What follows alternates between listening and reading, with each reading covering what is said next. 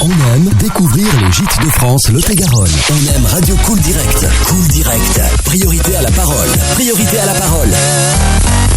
Voilà, il est 11h passé de 50 minutes. Nous arrivons à la fin de ce direct. Nous sommes toujours dans la maison d'Eva avec Marie-Christine. Bonjour Marie-Christine. Bonjour. Alors on va présenter, c'est vous avec votre mari, c'est ça qui est propriétaire de cette maison d'Eva. C'est un gîte.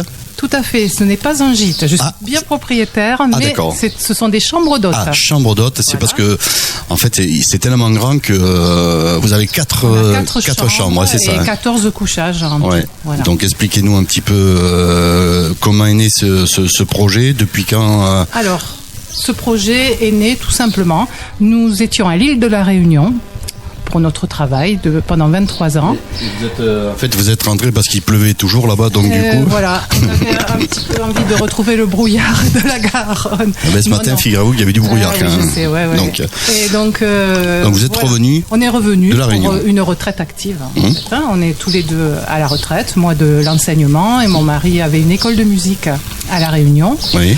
Donc on est revenu en métropole et on cherchait, avant de revenir bien sûr, on cherchait un pied-à-terre, on cherchait une petite maison pour retrouver nos racines.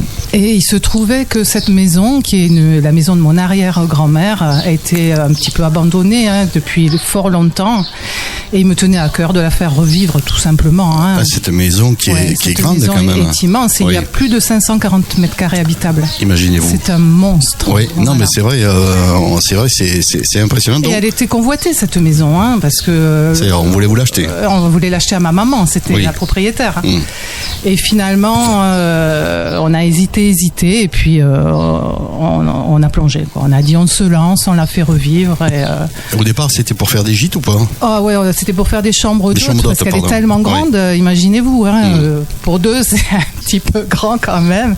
Et donc, il fallait rentabiliser. Donc, et du coup, ce projet est parti à partir de quand il est né ? Alors, on a ouvert la maison en 2015. D'accord. Alors là, le choc. C'est-à-dire le choc. C'était pratiquement une ruine. Oui.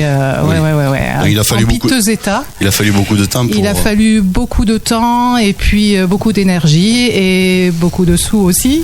Oui. Et puis surtout l'aide d'un architecte très compétent qui est David Rabot à Montflanquin, qui nous a fait un projet extraordinaire en pensant vraiment depuis le début chambre d'hôte. Donc il a revu tous les volumes, il a revu les espaces, il a revu notre partie privée, il a tout conçu de A à Z et on est extrêmement content de son travail. Vous l'avez envisagé, visualisé un petit peu comment ces chambres d'hôtes allaient être ou pas ? Oui, tout à fait. Vous le saviez ? Oui. Ça a été conçu vraiment pour 4 chambres bien séparées, qu'il n'y ait pas de nuisances sonores les unes par rapport aux autres. Et puis, le jardin pareil, le jardin a été entièrement paysagé. Tout a été revu et voilà, on a démarré, c'est notre 3e année là, avec Gîte de France. Du coup, vous avez presque démarré en même temps que le Covid, c'est ça ou pas ? Non, oui, c'est vrai. Ouais. Ou à la sortie On a démarré en même temps et dès le début, ça a bien fonctionné et les gens qui viennent se plaisent beaucoup. Il y a quand même une qualité ici. Et c'était important de passer par Gîte de France Lot-et-Garonne ? Oui, c'était très important. On avait rencontré Brigitte dès le début. Elle est partout. Non, je blague. C'est vrai, même avant de démarrer les travaux, on s'était vus. Oui. Quand Gîte de France était sur la petite place à Agen, là. Ah, oui. Et on avait déjà évoqué pas mal de choses, mais il a fallu que le projet avance, et puis après on s'est revus, et elle nous a bien soutenus. Donc vous regrettez pas d'être parti dans cette cette aventure-là ? Pas du tout. C'est ça ? On est très très contents. Alors la maison d'Eva, si vous venez au gîte, si vous cherchez Eva, vous allez la chercher longtemps ou pas ? Elle est là. Elle est là ? Ah oui, elle est là. D'accord. Je pense qu'elle est contente de voir sa maison. Et en fait, c'est quoi ? C'est votre maman, c'est ça ? Mon arrière-grand-mère. Arrière-grand-mère. Qui était la femme du boulanger. Et oui, parce qu'en fait, c'est vrai, on regardait tout à l'heure, il y a un four à pain. Four à à pain. Ça, vous l'avez gardé, ça? On l'a gardé, c'est l'âme de la maison. C'est la première chose que nous a demandé l'architecte. De le garder. Que voulez-vous faire de ce four? Eh bien, on le garde. En fait, c'était quoi? C'était une boulangerie, c'est ça? C'était une boulangerie. Une boulangerie, mais immense alors. Immense alors. Alors, le bâtiment avait un étage de plus, imaginez-vous. Hein. Ah oui, en plus, oui. Parce qu'elle a brûlé en 1923, cette maison. D'accord. Et je pense que c'est là que la boulangerie s'est arrêtée. Après, il y a toujours eu un commerce de bureaux de tabac, épicerie. Et voilà, mais ce four, il est splendide. Hein, et on le gardera toujours. Hein. Allez, je suis donc avec Marie-Christine, la Maison d'Eva. On est ici en direct depuis ce matin, depuis 10h. Donc votre clientèle, là, donc du coup, elle vient d'où? Elle vient d'un peu partout. Ça peut être des gens du coin, ça peut être des étrangers. L'année dernière, on a eu beaucoup de Scandinaves. D'accord. Ouais, qui aiment bien venir ici et profiter des marchés gourmands le soir en été. Et puis, vous savez que pas loin d'ici, il y a le château de Boisverdun qui organise des mariages tous les week-ends. Et ils ont une capacité limitée en hébergement. Donc, ils vous les renvoient. Voilà, il y a pas mal de personnes qui viennent dormir ici pour se préparer au mariage. Et alors, la particularité de ces chambres d'hôtes, c'est au cœur du village. En fait, vous êtes de Tombebeuf. Tombebeuf, j'ai oublié de lire, oui. On est centre-bourg et c'est étonnant parce qu'on a un grand jardin et en même temps on est au calme. Et les gens apprécient beaucoup.